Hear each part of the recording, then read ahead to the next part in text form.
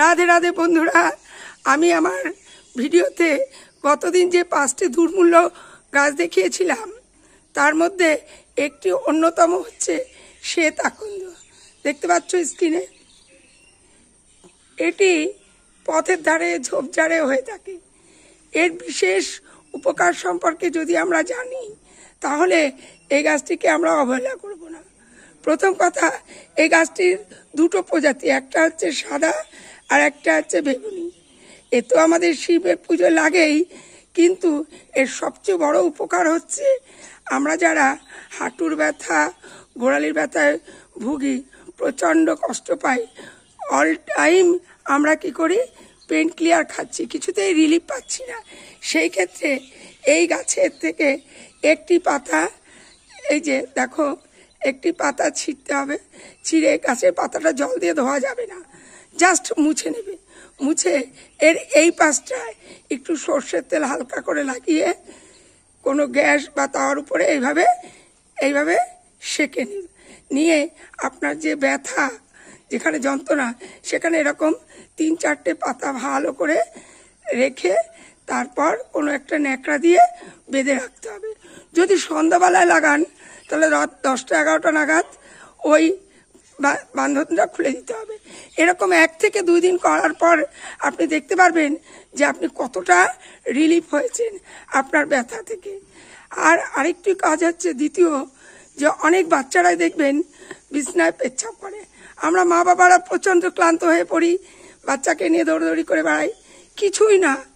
একটি এই গাছের এই শ্বেত আকন্দ, বেগুনিটি না, এই সাদাটায়, এই সাদা আকন্দ দেখতে পাচ্ছেন, এই আকন্দের একটি শিকড়, এক কর পরিমাণ একটি শিকড় সোমবার দিন তুলে সাদা সুতো দিয়ে বাচ্চার কোমরে বেঁধে দেবেন। আশা রাখছি বাচ্চা পেচ্ছাপ করা বন্ধ করে দেবে। বিছনায় পেচ্ছাপ করায় এরা স্বপ্ন দেখে, এই স্বপ্নদোষ থেকে এরা মুক্ত পায়।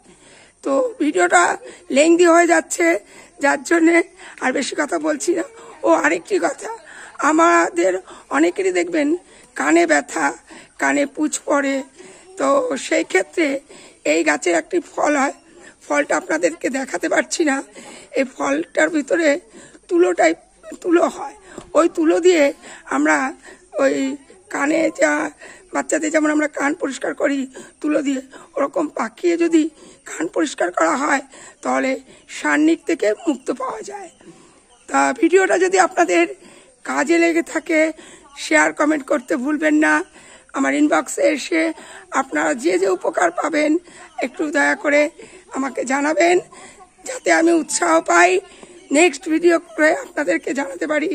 এরকম বহু দুর্মূল্য গাছ আমার বাড়িতে আছে, আমি সেটা দেখাবো।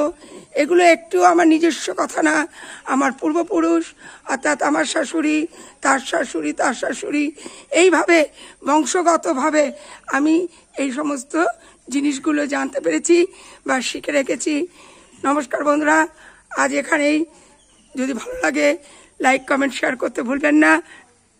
নমস্কার বন্ধুরা, আজ এই পর্যন্ত থাক।